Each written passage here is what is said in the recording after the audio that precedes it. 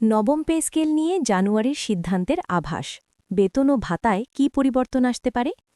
9th pay scale new update 2026 সর্বশেষ update পেতে চ্যানেলটি অবশ্যই সাবস্ক্রাইব করে রাখুন 2026 সালের জানুয়ারি মাসের নবম পে স্কেল নিয়ে অর্থ উপদেষ্টার আলোচনায় যেসব সুবিধার দিক সামনে এসেছে সেগুলো সরকারি কর্মচারীদের জন্য বেশ গুরুত্বপূর্ণ বলে মনে করা হচ্ছে জানুয়ারিকে কেন্দ্র করে আলোচনার মূল কারণ হল বছরের শুরুতেই যদি কাঠামোগত সিদ্ধান্ত নেওয়া যায় তাহলে পুরো অর্থবছর জুড়ে বাস্তবায়নের পথ অনেক সহজ হয় অর্থ উপদেষ্টায় ইঙ্গিত দিয়েছেন নবম পে স্কেল শুধু বেতন বৃদ্ধির বিষয় নয় এটি কর্মচারীদের জীবনযাত্রার ব্যয় ভবিষ্যৎ পরিকল্পনা এবং রাষ্ট্রীয় সেবার মানের সঙ্গে সরাসরি যুক্ত জানুয়ারিতে আলোচ্য সুবিধার মধ্যে প্রথমেই এসেছে বেসিক বেতন পুনর্গঠনের বিষয়টি বর্তমান বাজার দর দ্রব্যমূল্যের চাপ এবং গত কয়েক বছরে সৃষ্ট মূল্যস্ফীতিকে হিসাব করে নতুন বেসিক নির্ধারণের প্রস্তাব আলোচনায় রাখা হয়েছে অর্থ উপদেষ্টার বক্তব্য অনুযায়ী বেসিক বেতন শক্ত না হলে ভাতা বাড়িয়েও দীর্ঘমেয়াদে কর্মচারীরা উপকৃত হন না তাই নবম পে স্কেলে মূল কাঠামোতেই পরিবর্তন আনার চিন্তা করা হচ্ছে দ্বিতীয়ত জানুয়ারির আলোচনায় মহার্ঘ ভাতা বা মূল্যস্ফীতি সমন্বয় ভাতার বিষয়টি গুরুত্ব পেয়েছে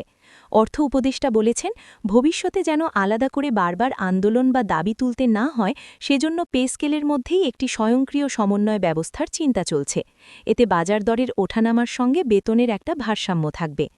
তৃতীয় সুবিধা হিসেবে আলোচনা হয়েছে গ্রেড সংখ্যা ও গ্রেড ব্যবধান নিয়ে জানুয়ারিতে যে প্রস্তাবগুলো এসেছে সেখানে গ্রেডগুলোর মধ্যে ব্যবধান কিছুটা যৌক্তিক করার কথা বলা হয়েছে যাতে একই পদমর্যাদার কর্মচারীদের মধ্যে বৈষম্য কমে অর্থ উপদেষ্টা পরিষদের মতে এই বিষয়টি দীর্ঘদিন ধরে অসন্তোষের কারণ হয়ে আছে চতুর্থত অবসর সুবিধা ও পেনশন কাঠামোর উন্নয়ন নিয়েও জানুয়ারিতে আলোচনা হয়েছে অর্থ উপদেষ্টা উল্লেখ করেন নতুন পে স্কেল কার্যকর হলে পেনশনভোগীরাও যেন ন্যায্য সুবিধা পান সে বিষয়টি আলাদা গুরুত্ব পাচ্ছে কারণ বর্তমানে অনেক অবসরপ্রাপ্ত কর্মচারী আয়ের তুলনায় ব্যয়ের চাপ বেশি অনুভব করছেন আজকের আলোচনায় অর্থ উপদেষ্টা আরও কিছু বাস্তব দিক তুলে ধরেছেন তিনি বলেন সরকার এমন কোনো সিদ্ধান্ত নিতে চায় না যা কাগজে কলমে ভালো শোনালেও বাস্তবায়নে জটিল হয়ে দাঁড়ায় তাই নবম পে স্কেল ঘোষণার আগে অর্থ মন্ত্রণালয় জনপ্রশাসন মন্ত্রণালয় এবং পরিকল্পনা সংশ্লিষ্ট দপ্তরগুলোর মধ্যে সমন্বয় জোরদার করা হচ্ছে আজকের আলোচনায় আরেকটি গুরুত্বপূর্ণ বিষয় ছিল সময় নির্ধারণ অর্থ উপদেষ্টা স্পষ্ট করেন ঘোষণা ও বাস্তবায়নের মধ্যে যেন বড় ধরনের ব্যবধান না থাকে সেটাই সরকারের লক্ষ্য আগের অভিজ্ঞতা থেকে শিক্ষা নিয়ে সরকার চাইছে ঘোষণা দেওয়ার পর দ্রুত গেজেট প্রকাশ এবং ধাপে ধাপে বাস্তবায়নের রোডম্যাপ প্রস্তুত থাকুক এছাড়া আজকের আলোচনায় বাজেট বাস্তবতা নিয়েও কথা বলেছেন অর্থ উপদেষ্টা তিনি জানান নবম পে স্কেল বাস্তবায়নের জন্য অতিরিক্ত যে অর্থের প্রয়োজন হবে তা কিভাবে রাজস্ব কাঠামোর ভেতরে সামঞ্জস্য করা যায় সেই হিসাব এখন গুরুত্ব দিয়ে দেখা হচ্ছে অর্থাৎ শুধু কর্মচারীদের সুবিধা নয় সামগ্রিক অর্থনীতির স্থিতিশীলতাও বিবেচনায় রাখা হচ্ছে আজকের আলোচনায় অর্থ উপদেষ্টা আশাবাদী কণ্ঠে বলেন নবম পে স্কেল নিয়ে যে দীর্ঘ অপেক্ষা ও অনিশ্চয়তা তৈরি হয়েছে সরকার সেটি আর দীর্ঘ করতে চায় না জানুয়ারি মাসে যে আলোচনা ও দিকনির্দেশনা দেওয়া হয়েছে তার ভিত্তিতেই পরবর্তী সিদ্ধান্তগুলো এগোবে এতে করে সরকারি কর্মচারীরা আগাম ধারণা পাচ্ছেন ভবিষ্যৎ বেতন কাঠামো কোন পথে যেতে পারে এবং কী ধরনের সুবিধা তারা প্রত্যাশা করতে পারেন